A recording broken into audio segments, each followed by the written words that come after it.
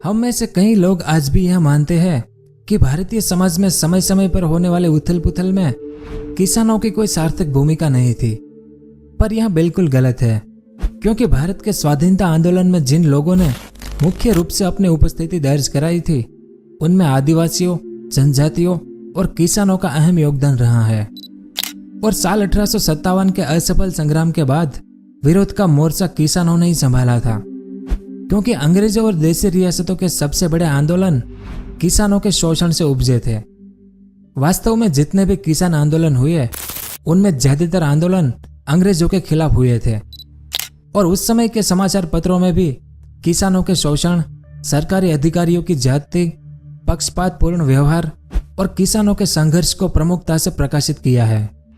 आजादी से पहले के भारत में नील पैदा करने वाले किसानों का आंदोलन, पाबना विद्रोह, खेड़ा सत्याग्रह, चंपारण का सत्याग्रह, बारडोली सत्याग्रह, ऐसे कई आंदोलन जो हुए थे, उन आंदोलनों का नेतृत्व महात्मा गांधी, सरदार वल्लभ भाई पटेल जैसे नेताओं ने किया था। पर असल में किसानों के आंदोलन या उनके विद्रोह की शुरुआत साल 1859 से हुई थी, क्योंकि अंग्रेजों की नीतियों से सबसे ज्यादा किसान प्रभावित होते थे। और आजादी के पहले भी ऐसी नीतियां बनाई जाती थी कि किसानों को खेत से बाहर निकलकर आंदोलन करने पर मजबूर होना पड़ता था। और पिछला वीडियो हमने जो बनाया था, अगर वो आपने देखा होगा तो आपको पता होगा कि अंग्रेज सरकार ने किन किन तरह की नीतियां किसानों के लिए बनाई थी और कैसे भारत के किसान बर्बाद हुए थे। जैसे आज यानी सितंबर 2020 में सरकार की नई नीतियों को लेकर किसानों ने आंदोलन शुरू किए हैं। तो आज के इस वीडियो में हम भारतीय किसानों द्वारा जो सबसे बड़े बड़े आंदोलन किए गए थे, उनकी बात करेंगे कि वे आंदोलन कब कब हुए थे, क्यों हुए थे, किन कारण से हुए थे, उनका नेतृत्व किसने किया था। बहुत कुछ जानेंगे भारतीय किसानों के आंदोलनों के बारे में, तो वीडियो के अंत तक हमारे साथ बने रहिए। सबसे पहला आंदोलन नील विद्रोह या नील रिबेलियन। नील विद्रोह जो बंगाल के किसानों द्वारा साल 1859 में शुरू हुआ था। यह विद्रोह 1857 की क्रांति के बाद किया गया सबसे पहला संगठित विद्रोह था, क्योंकि अंग्रेज अधिकारी बंगाल और बिहार के किसानों से भूमि लेकर उन्हें बिना पैसे दिए ही नील की खेती करने को मजबूर करते थे, जबकि किसान अपनी उपजाऊ जमीन पर चावल की खेती करना चाहते थे।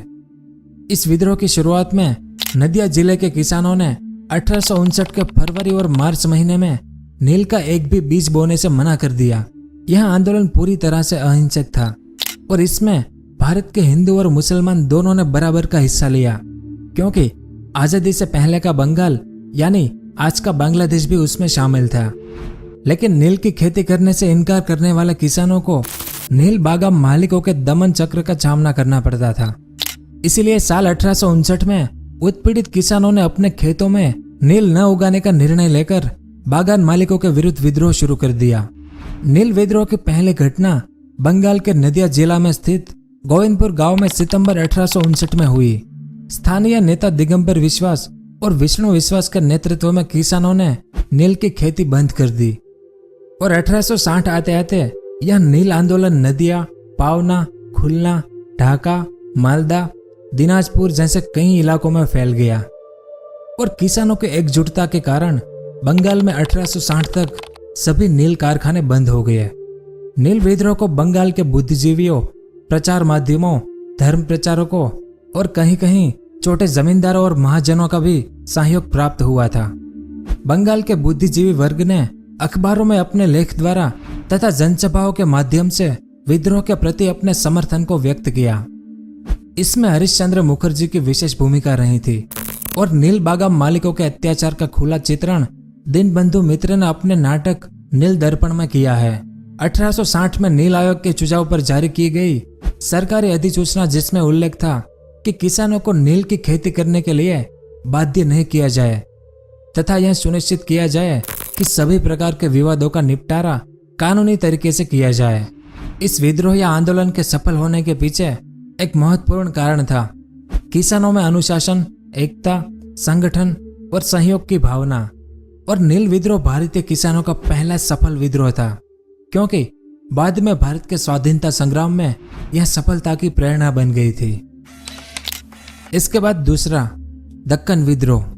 महाराष्ट्र के पुणे और अहमदनगर जिले पहले दक्कन कहा जाता था। इन जिलों में किसानों ने शाहूकारों के खिलाफ विद्रोह किया। साल 1867 में सरकार द्वारा लगान की दर में 50% वृद्धि कर देने और कई सालों से लगातार फसल के खराब होने के कारण किसानों को लगान की अदायगी हेतु शाहूकारों पर निर्भर होना पड़ा। और दक्कनी शाहूकारों में अधिकांश बाहरी मारवाड़ी तथा गुजराती थे, जिनसे लगान अदायगी के लिए किसानों को कर्ज लेना होता था। और कर्ज देने के बदले शाहूकार किसानों के घर और जमीन को रहन रखते थे। इस तरह किसान बिल्कुल महाजनों के चंगुल में फंसता गया, यानी एक तरह से गुलाम बनता गया। इसलिए यह विद्रोह हुआ था। उसके बाद बिजोलिया किसान आंदोलन। यह किसान आंदोलन भारत भर में प्रसिद्ध रहा, जो मशहूर क्रांतिकारी विजय सिंह पथिक के नेतृत्व में चला था। बिजोलिया किसान आंदोलन साल 1846 से प्रारंभ होकर करीब अर्ध शताब्दी तक चलता रहा। किसानों ने जिस प्रकार निरंकुश नौकरशाही सामंतों का संगठित होकर मुकाबला किया, जो बाद में इतिहास बन गया। उसके बाद चंपारण सत्याग्रह। शायद इस बारे में आप जानते हैं कि चंपारण का मामला बहुत पुराना था, क्योंकि चंपारण के किसानों से अंग्रेज बागान मालिकों ने एक अनुबंध करा लिया था कि किसानों को जमीन के 15% हिस्से पर नील की खेती करना अनिवार्य था। इसे 3 कठिया पद्धति कहते थे।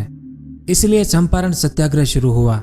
लेकिन 19वीं शताब्दी के अंत में रासायनिक रंगों की खोज और उनके प्रचलन से नील के बाजार समाप्त हो गए।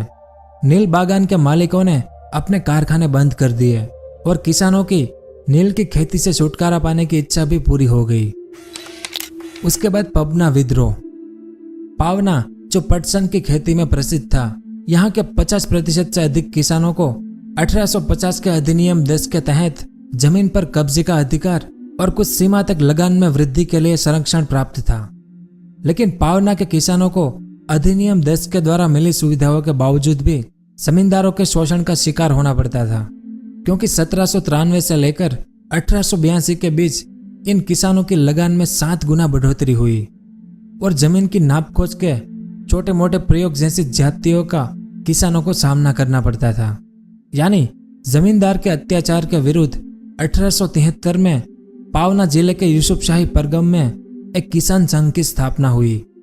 इस संघ ने किसानों को संगठित करके लगान न देना, जमींदारों के विरुद्ध मुकदमे के खर्च के लिए चंदा एकत्र करने जैसे काम किए। शाहूकार और महाजनों के संगुल से बचने के लिए करडा गांव में विद्रोह शुरू हुआ, जो देखते ही देखते 33 गांवों तक फैल गया। और इस किसान संघ ने जमींदारों और महाजनों की दुकानों से सामान खरीदना, उनके खेतों को जोतने आदि पर प्रतिबंध लगा दिया। पावना के अलावा यह विद्रोह ढाका, मेनन, सिंह, बिदुरा, बाकरगंज, फरीदपुर, बोगरा और राजशाही में भी फैल गया। इस आंदोलन की एक विशेषता यह भी थी कि हिंदू और मुसलमान एक साथ कंधे से कंधा मिलाकर आंदोलन कर रहे थे। सांप्रदायिक सौहार्द का यह एक अनूठा उदाहरण था।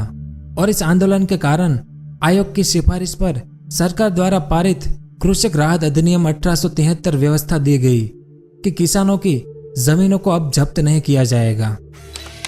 उसके बाद कुका विद्रोह।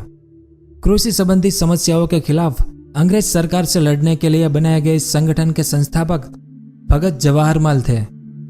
साल 1872 में इनके शिष्य बाबा राम सिंह ने अंग्रेजों का कड़ाई से सामना किया, लेकिन कुछ समय बाद उन्हें कैद कर रंगून यानी आज का यांगून भेज दिया गया, जहां पर 1885 में उनकी मृत्यु हो गई।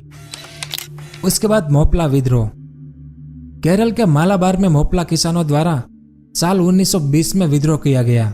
शुरुआत में यह विद्रोह अंग्रेज हुकूमत के खिलाफ था और महात्मा गांधी, शौकत अली, मौलाना अबुल कलाम आजाद जैसे नेताओं का सहयोग इस आंदोलन को प्राप्त था।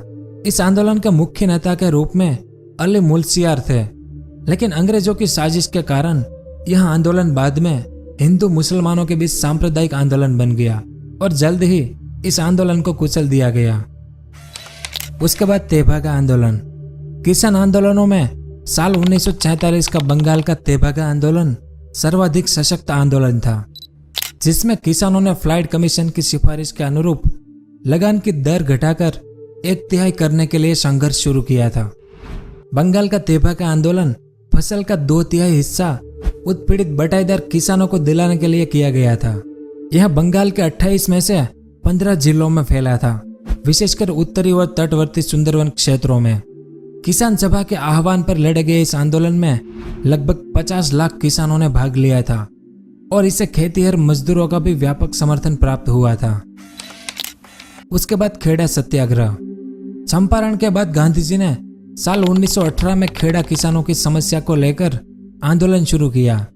खेड़ा गुजरात में स्थित है। खेड़ा में गांधी जी ने अपने प्रथम वास्तविक किसान सत्याग्रह की शुरुआत की। खेड़ा के कनबी पाटीदार किसानों ने सरकार से लगान में राहत की मांग की, लेकिन उन्हें कोई रियायत नहीं मिली। इसलिए गांधी जी ने 22 मार्च 1918 को खेड़ा आंदोलन की बागडोर संभाली और उसके साथ सरदार वल्लभ भाई पटेल और इंदुलाल याग्निकन भी थे। और आखिर में अखिल भारतीय किसान सभा। साल 1923 में स्वामी सहजानंद सरस्वती ने बिहार किसान सभा का गठन किया। साल 1928 में आंध्र प्रांतीय रैयत सभा की स्थापना एन.जी. रंगा ने की। उड़ीसा में मालती चौधरी ने उत्कल प्रांतीय किसान सभा की स्थापना की।